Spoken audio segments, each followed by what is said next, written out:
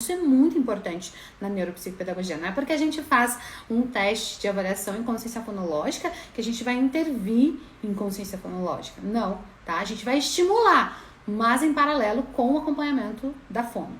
Eu sou a Karen Denise, neuropsicopedagoga, e eu transformo a vida de profissionais que desejam começar os seus atendimentos e viver de neuropsicopedagogia. Se você... Lembrando, qualquer instrumento que eu indique aqui não são os únicos instrumentos do mundo, não é o melhor instrumento do mundo, são instrumentos que eu utilizo, que eu utilizei no meu processo de avaliação, tá? Existem outros? Com certeza. Eu conheço todos, não sou onisciente, não conheço todos. Posso falar de alguma coisa que eu nunca usei, não conheço, não sei como é? Não posso. Então, o que eu vou falar pra vocês é do que eu utilizo, tá bom?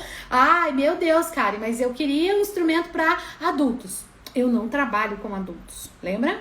Eu não posso te dar indicação de instrumentos que eu não utilizo, que eu nunca utilizei, que eu não sei como utilizar, tá bom? Seria até antiético da minha parte. Tá? Então, os instrumentos que eu vou trazer aqui para vocês são instrumentos para avaliação de consciência fonológica de crianças e adolescentes que você pode utilizar, tá? E eles vão fazer parte, então, da linguagem, dessa estrutura cognitiva chamada linguagem, que é tão importante no nosso processo de aprendizagem.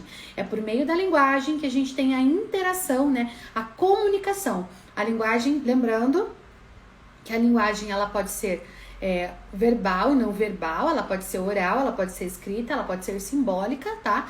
Mas a linguagem é o meio pelo qual nós nos comunicamos, nós interagimos com o mundo, tá? E essa linguagem, ela é muito importante, então, no desenvolvimento, tá? No desenvolvimento das aprendizagens de uma maneira geral. Por isso que é importante a gente trabalhar com a consciência fonológica, ela vai ser especificamente aí da nossa discriminação auditiva. Por isso que ela tá dentro da discriminação auditiva, mas faz parte, né, da consciência fonológica e é tudo aí relacionado com a avaliação de linguagem. Então, assim, por que é importante, então, a gente avaliar a linguagem, a consciência fonológica? Porque ela faz parte aí dessa estrutura cognitiva e ela é importantíssima para a nossa comunicação. Então, ó, mesmo a consciência fonológica sendo parte da avaliação de linguagem dentro da neuropsicopedagogia, ela vai me dar indicativo sim quando o meu paciente tem dificuldade de leitura e de escrita, porque elas são pré-requisitos. A linguagem, ela é pré-requisito para leitura e escrita. A consciência fonológica, ela é pré-requisito para leitura e escrita, tá? Então, é muito importante a gente sempre ter um instrumento de leitura de consciência fonológica dentro do nosso plano de avaliação, tá? É muito importante a gente ter um instrumento de avaliação, né, dessa habilidade de consciência fonológica, tá bom? Claro, ai, Karen, mas a gente não vai intervir na consciência fonológica. Não, que quem vai fazer a intervenção de questões fonológicas é o fono, a fonoaudióloga, né? Eles vão fazer a intervenção, eles vão ter plano para isso, eles vão ter um protocolo próprio, mas a consciência fonológica é importante no processo todo de aprendizagem, tá bom? E a dificuldade ou o déficit no processamento ou na maturação dessa habilidade, ela pode prejudicar outros processos. Então, é importante a gente identificar, né, dentro do nosso processo de avaliação, qual é o nível de desenvolvimento da consciência fonológica do nosso paciente e se a gente verificar que o nível dele está muito abaixo do esperado, a gente vai fazer esse encaminhamento para a fono, né? A fono vai ter que trabalhar com ele com o protocolo próprio da fonoaudiologia, tá? Isso é muito importante na neuropsicopedagogia. Não é porque a gente faz um teste de avaliação em consciência fonológica que a gente vai intervir em consciência fonológica. Não, tá? A gente vai estimular, mas em paralelo com o acompanhamento da fono. Vamos lá, então. É importante ter esse instrumento no teu plano de avaliação e aí você organizar na qual sessão você vai desenvolver esse plano. Ele faz parte, né, das duas abordagens, tanto da abordagem quantitativa, quer dizer, ele vai gerar um número, ele vai gerar um dado, né, dentro de uma tabela que eu vou poder mensurar se o meu paciente ele tá dentro da média para a idade, se ele tá abaixo da média para a idade, se ele tá acima da média para a idade, mas também ele é qualitativo. Por quê? Porque a consciência fonológica, ela tem a diversidade, principalmente no nosso país. Nosso país, ele é um país em extensão territorial muito grande. E o que acontece no Brasil? Nós temos muitos regionalismos linguísticos. Então, a gente precisa ter cuidado nessa parte, tá? Dos regionalismos linguísticos. Como nós falamos, como nós emitimos essa consciência fonológica no nosso dia a dia. Por exemplo, né? A gente vai falar as vogais. Simples, né? Todo mundo conhece as vogais. A, E, I, O, U. Essas são as vogais. Mas quem aqui fala as vogais A, E, I, O, U? Olha só como muda o fonema. A, E, I, O, U. A, E, I, O, U. Isso é regionalismo linguístico. Por quê? As vogais, a gente tem A, E, I, O, U. Vejam, o mesmo símbolo representado graficamente, né? Tirando que vai ter o acento daí, mas a gente fala de maneira diferente.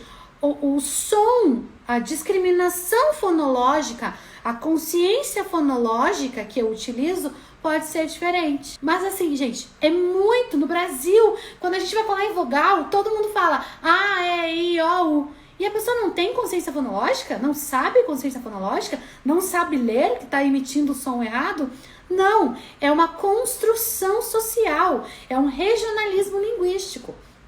Então aqui entra a parte qualitativa da consciência fonológica. É o profissional entender se o paciente ou ele próprio está utilizando a estrutura correta, ou porque o teste é padronizado. Se você vai aplicar um teste de consciência fonológica padronizado e você tem as vogais, você precisa, enquanto profissional, falar A, E, não é, I, O, não O, U. Por quê? Porque esse é o som das vogais. O E, que a gente fala, né, no A, E, I, o E, ele é a letra E com acento agudo. O O, ele é a letra E com acento circunflexo. Então, assim, gente, a gente precisa entender que mesmo tendo o padrão, a consciência fonológica, mesmo ela sendo quantitativo o teste, ela também vai ter a parte qualitativa, tá? Por exemplo, se você falar até a boca, né? Porque a consciência fonológica a gente usa muito também a articulação. E a gente vai falar aqui, ó, A, E, olha como é diferente. A, E, I, O, I, O.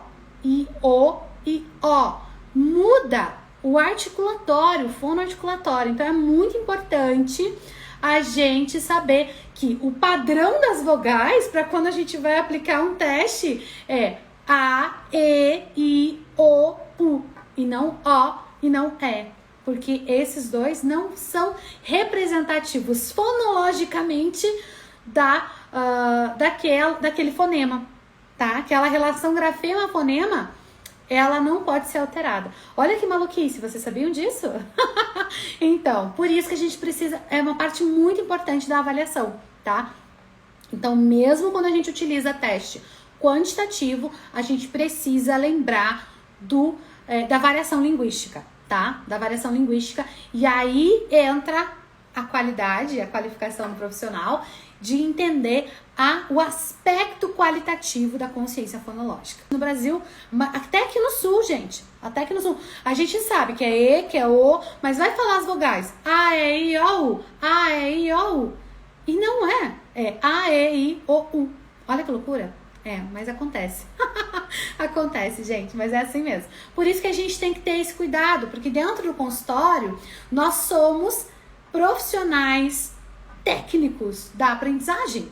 Nós temos que ter esse olhar clínico no processo de aprendizagem. A gente tem que ter esse cuidado.